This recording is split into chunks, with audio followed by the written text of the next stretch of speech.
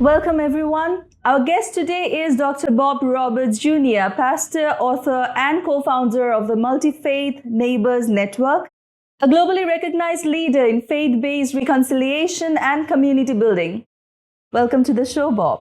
Thank you. Happy to be here. I'm glad that you're here, and thank you so much for visiting Bangladesh. So, you guys have like a decades of experience, and you've dedicated your life to fostering understanding and collaboration across religion and cultural divides. So I'd like to know that you've attended multi-faith conferences, and you've heard that there are different perspectives and different religion in Bangladesh living in harmony.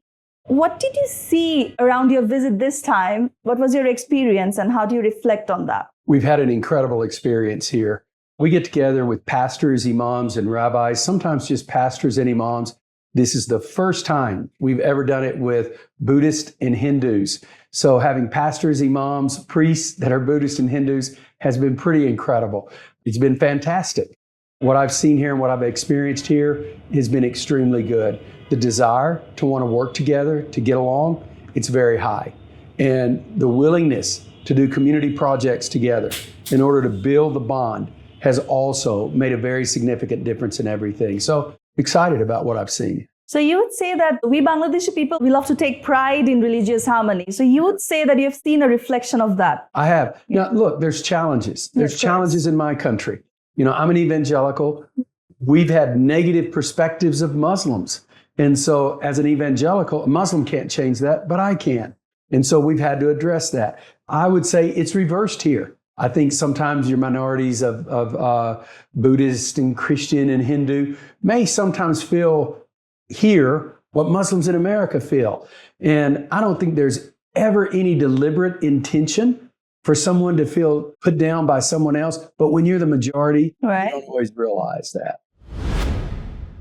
You have seen that like Bangladesh has had obvious violence, that's a fact. And because of the whole, we've gone through a major upheaval in Bangladesh, right? The tumultuous change that has been caused, that has caused actually some concerns in the minority faiths.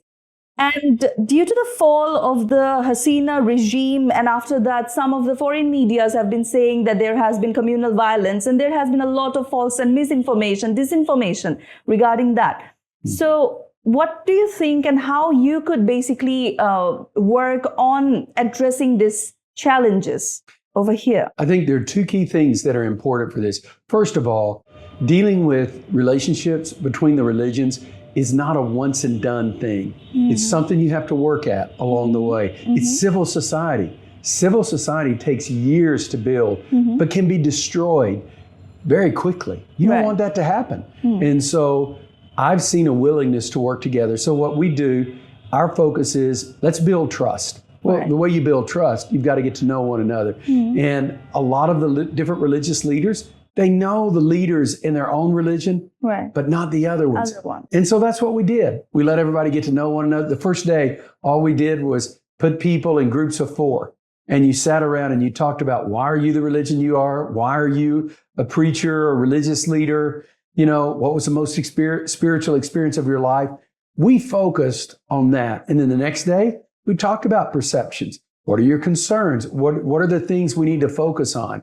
And so when there's trust, mm-hmm, from a relationship, then you can address some of those challenges that are natural that you're going to face.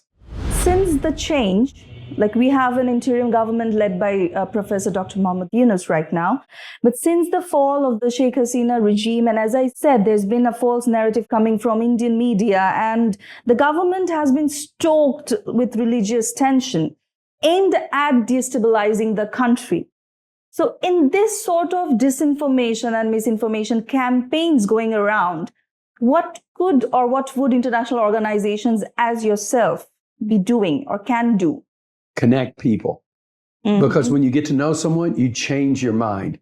It's interesting in the U.S., I told you about evangelicals, yes, and negative view of Muslim. Here's what's interesting. After they get to know a Muslim, 70% of them have a positive view of Muslims. And so the best things we can do, I work with this imam. He's one of the most prominent imams in the world. So we go all over the world together and we do this together. We convene Christians and Muslims and now Buddhists and Hindus. When you get to know somebody, that's the shift. But if you don't know somebody, You'll listen to anything anyone says. And a lot of times we all are somewhat tribal. I am, we all are in our approach. And we'll listen to the negative voices in our tribes that create suspicion and question. But when you get to know someone, that's the game changer. So that's what we're trying to do. So I would say that because what you said, it's getting to know people. Is that how, as a pastor, you have like so many Muslim friends? I think so. You've got to understand there's not many pastors that are friends with Muslims in America, especially imams. For someone like in the US, what's the hate speech situation over there? Like we are talking about Bangladesh right now, but retrospectively, we've seen that when we go to any SNS platform, social networking site, especially like Twitter, there's been this anti-Muslim, you've already mentioned, Islamophobic thing. And then there's this anti-immigrant.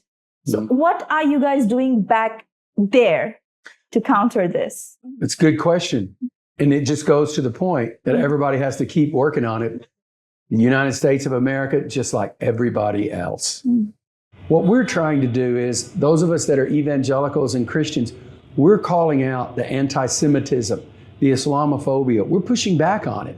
We're telling our followers, our pastors, our challenging churches, hey, don't listen to all the lies that people are pushing and promoting out there.